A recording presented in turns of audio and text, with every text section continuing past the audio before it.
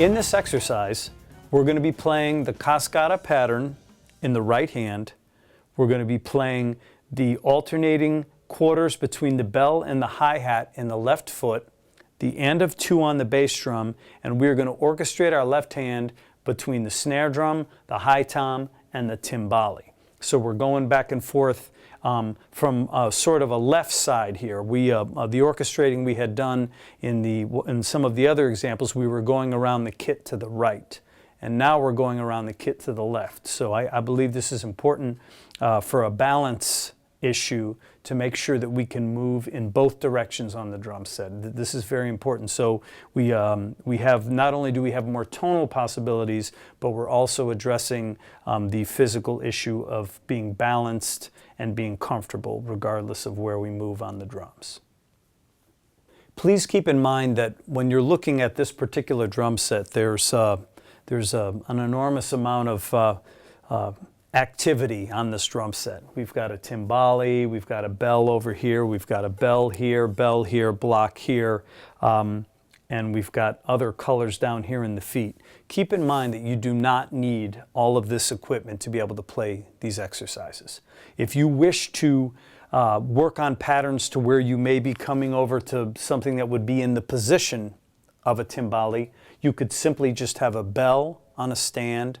You could have another snare drum over here, or you could simply use the hi-hat. If you weren't playing the hi-hat with your foot, you could close the hi-hat, or if you were playing the hi-hat with your foot, you could still integrate some of those rhythms with your left hand.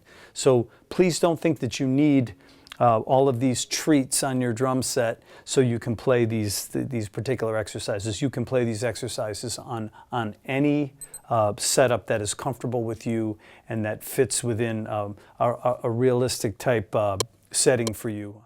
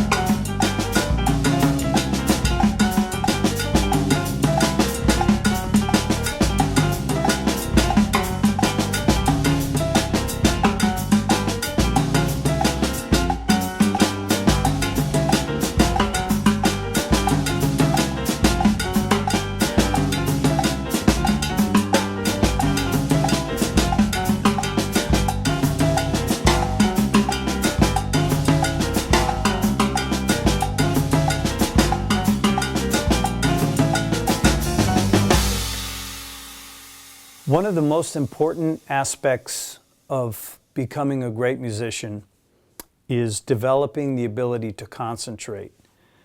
Developing concentration is not something that someone can teach you. Concentration is developed very much in the way that athletes train. We need to learn how to be able to do something for a big chunk of time. And as groove and rhythm section players, we are playing probably 99.9% of the time. We're playing all the time.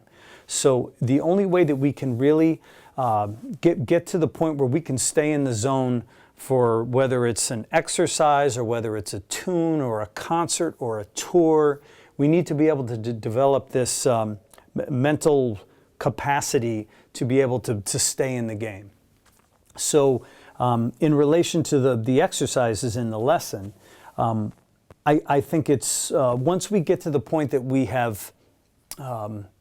we've achieved the coordination that we need to where we can play the exercise correctly and with a good feel, then we need to be able to take, even if it's only the first couple of permutations, let's play them for a very long period of time.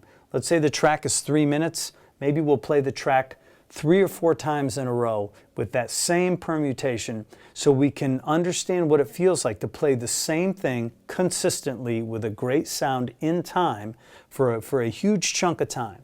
And for all of us, this can be a very, very challenging thing, regardless of how simple the pattern is, because we really need to remember that playing something repetitively is sometimes more difficult than improvising, because we're sort of relegated to something that we're doing. And to be able to do it and to make it feel good and to not make ourselves become tense because it's this very, so I use the word static, but static in a good way. Use this type of practicing to your advantage, because this kind of practicing is what the real world of music is all about. We need to be able to sustain a certain level of performance for a very long period of time, and the only way that we can make that happen is we have to practice the way we perform. This is extremely important. For some people, when they make mistakes, they want to go back. But we can't go back when we're in live performance. So we're actually, for lack of a better term, we're learning how to screw up and recover in time. This is a very, very important process. And when I say screw up, a lot of times we might screw up and nobody will know but us, because our level of screwing up becomes more refined as we become greater players. So this is a very important thing that we need to learn. And this takes a great deal of patience and very consistent practice.